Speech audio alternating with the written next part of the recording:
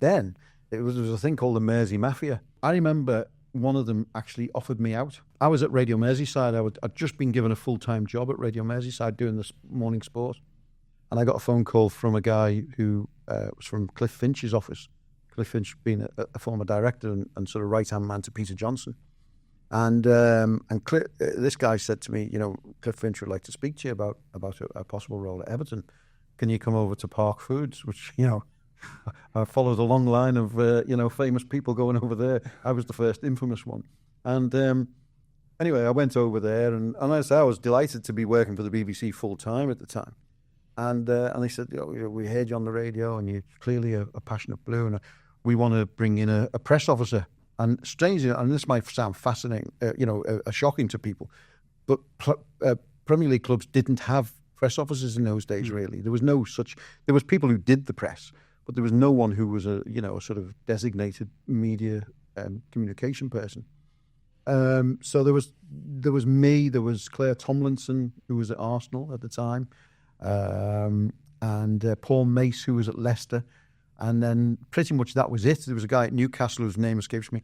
And there was a guy, I can't remember his name now, it'll come to me, but he was at Huddersfield, bizarrely, and they were in the league below, But so there was only sort of half a dozen of us. Still a big team now at the time, you would have thought. Yeah, I mean, absolutely. And so I remember Cliff Finch saying to me, look, I know it'll be a big decision for you to leave the BBC and all the rest of it, but if you think, how long do you want to think about it? And I said, give me 4 or 5 seconds, and because, listen, who's going to turn down a job at Everton? And, as an Everton fan and, someone who wanted to do that line of work as well. So that's how it started. And I had my new blazer on and, with the badge on the front. And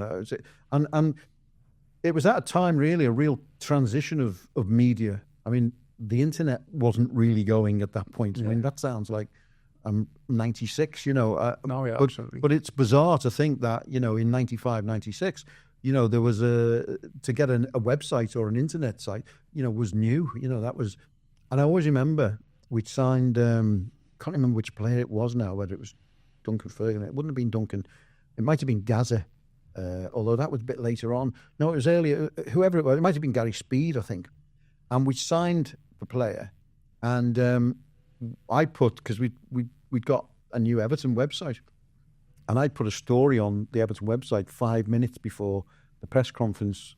I mean, it's normal that today, but then there was a thing called the Mersey Mafia, and there were all these sort of, anyone who knew anyone at that time, they would be able to name all of those people, and they sort of rule the roost, as far as the media were concerned. They, and I know yourself and the guys here at the Echo will laugh at this, but they just used to walk around the training ground, car park, and just speak to any player who was coming out to their car, and there was no control or anything like that. I mean, it's mad. Wouldn't think about that today, would you? Yeah, I mean, you couldn't even imagine it.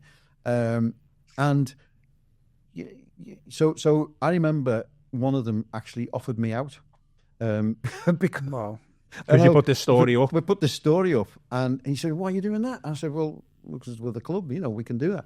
And that was the change of mentality, in the fact that, the media, or the press in particular, ran the club in club's media, really. And of course, managers like that as well, because they could manipulate it all. And, Of course, yeah. And of course, when this new sort of newfangled, for want of a better term, thing came in, and they were really, really upset that we'd run with the story 5 minutes before. It was only 5 minutes, and he actually said, right, come me and you in the car park.